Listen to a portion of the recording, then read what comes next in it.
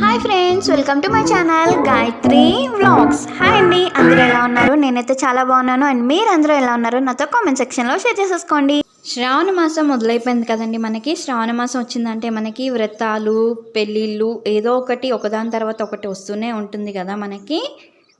So మనకి పూజలకి, వ్రతాలకి ఖచ్చితంగా కుంకుమ అన్నది, పసుపు కుంకుమ అన్నది చాలా ఎక్కువ వాడుతుంటాం కదా.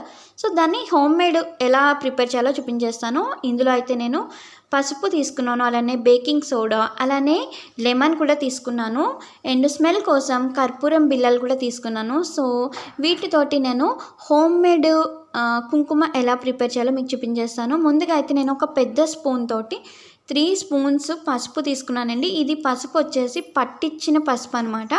సో పట్టించిన పసుపు మనకి చాలా అంటే చాలా ఎక్కువ కలర్ ఉంటుంది, ప్లస్ ఇందులో ప్యూరిటీ కూడా ఎక్కువ ఉంటుంది. సో ఎలాంటి కల్తీ లేదనమాట. ఇక్కడ నేను 3 స్పూన్స్ పసుపు తీసుకున్నాను కదా, అండ్ 1.5 స్పూను నేను వంట సోడా తీసుకున్నాను, బేకింగ్ పౌడర్. సో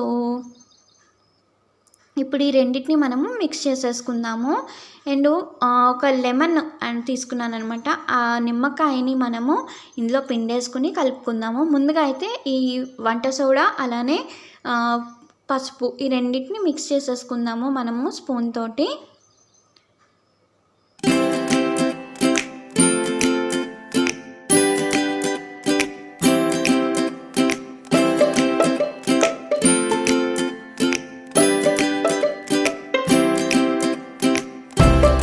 బాగా మిక్స్ చేసేసుకున్నాం కదా. ఇప్పుడు నిమ్మకాయ అయితే పిండుకుందామండి.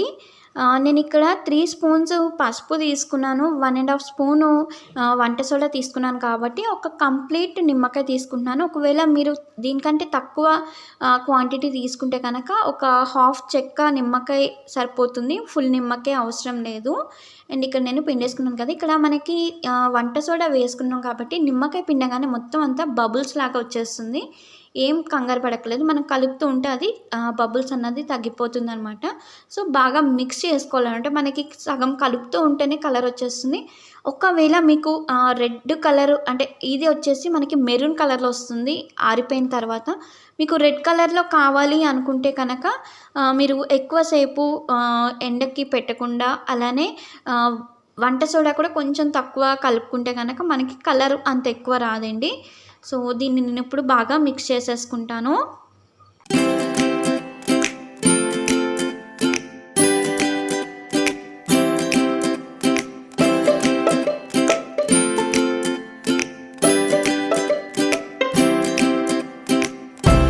చేత్తో మనము బాగా మిక్స్ చేసుకోవాలి. మిక్స్ చేసేసుకుంటే బాగా అది మనకి అన్నీ వేసుకున్నవన్నీ సరిగ్గా కలుస్తాయి.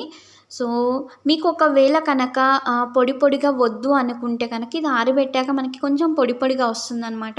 మీకు పొడి పొడిగా వద్దు అనుకుంటే కనుక కొంచెం ఆయిల్ కానీ వాటర్ కానీ మిక్స్ చేసుకోండి, మీకు సరిపోతుంది. ఒకవేళ ఎండలో కూడా ఒకవేళ మీకు ఎండ కూడా ఎక్కువ లేదు అనుకుంటే కనుక మీరు ఫ్యాన్ కింద కూడా పెట్టుకోవచ్చు.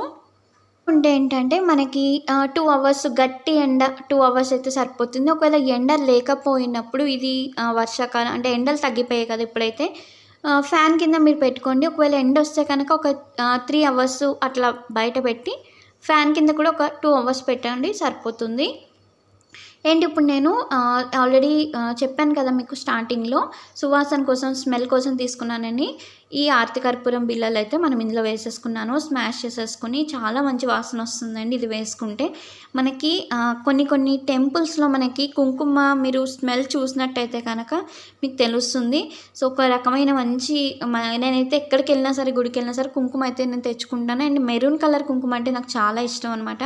మామూలు బయట కొనే వాటిలో మనకి కలర్స్ అవి ఎక్కువ కనిపిస్తుంటాయి కదా. సో అలా కాకుండా ఇది మెరూన్ కలర్ది టెంపుల్లో మనకి దొరికేది ఏంటంటే కొంచెం ఇట్లా పొడి పొడిగా వస్తుంది. ఇప్పుడు నేను ఎలా చేస్తున్నానో అలా వస్తుంది అనమాట.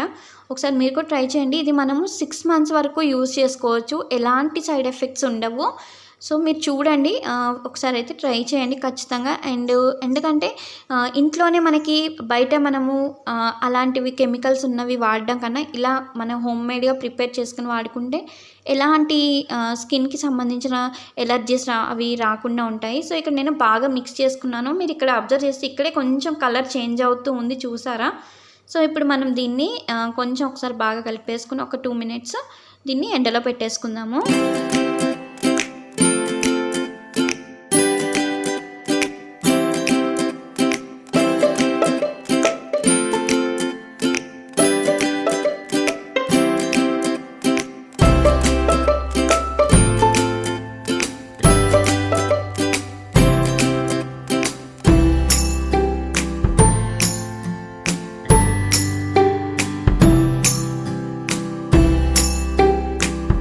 సో కలిపేసుకున్నానండి బాగా. ఇప్పుడు దీన్ని తీసుకెళ్ళి నేను ఎండలో పెట్టేసుకున్నాను.